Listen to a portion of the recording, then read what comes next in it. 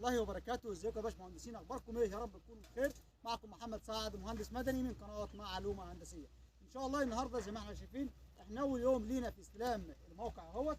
طبعا حبيت اتكلم معاكم النهارده عن احد اسئله انترفيو مهندس مدني، وهو الاكثر شيوعا لاستخدام الخوازيق. زي ما انتم شايفين يا باشمهندسين، احنا صابين الخوازيق على منسوب اعلى من منسوب التاسيس بحوالي متر او متر و20. طب ليه السؤال ده؟ تيجي تعمل انترفيو لك هندسه، ليه ما صبتش الخازوق على نفس المنسوب اللي انت حدثت عليه؟ هتقول له الاجابه الاوليه، وهي ان مكنه الخوازيق هندسه ما ينفعش، اللي هي السيف فيه، ما ينفعش تمشي لي على اشاير الخوازيق، هتبهدلها لي. لان طبعا زي ما احنا عارفين ان مكنه الخوازيق وزنها بتعدى ال 20 طن او ال 25 طن، فبالتالي هيصعب حركتها داخل الخوازيق وبين بعضها، فاكيد هتدوس على الاشاير وهتطمها لي وتبهدلها لي. بالاضافه انها هتعمل حمل جانبي لاترال اير سبليشر ده على الخازوق، هيأثر عليه.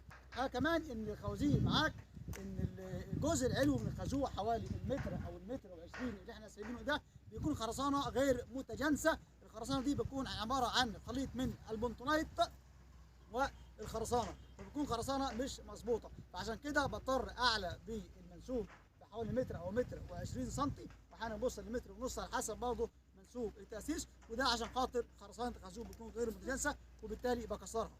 يبقى انا باسس على خرسانه صافيه، خرسانه سليمه. طبعا احنا قلنا اللي بتجيب المطران ده معانا زي ما احنا عارفين برضه ان في تاسيس الخوازيق او فانا باسس لسه بحفر الخازوق، طبعا بضطر استخدم بنتونايت مع البريمه، وده عشان خاطر ان التربه ما تهيلش عليا والخازوق ينزل سالك لتحت.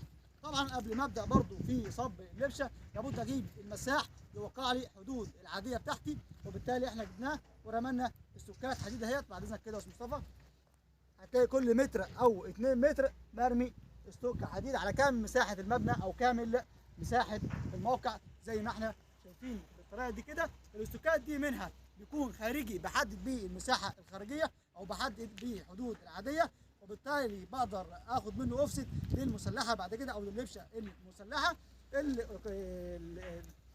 البوكسات الداخليه دي بحدد بها ارتفاع اللبشه، ارتفاع سوري منسوب العاديه او سمك العاديه. طبعا لابد طيب برضو معاك تاخد لفه الموقع كده، تنسيب مساحه الارضيه قبل اللبشه تكون متنسبه كويس، عشان ما يكونش عندي فيه برضو رش كبير. الطوب الكبير ده لابد ان انا اشيله وانظف الموقع بالكامل. كمان لو جينا نتكلم عن تسليح الخوازيق، تسليح الخوازيق بيكون 18 مش 16، ممكن احيانا تستخدم 16.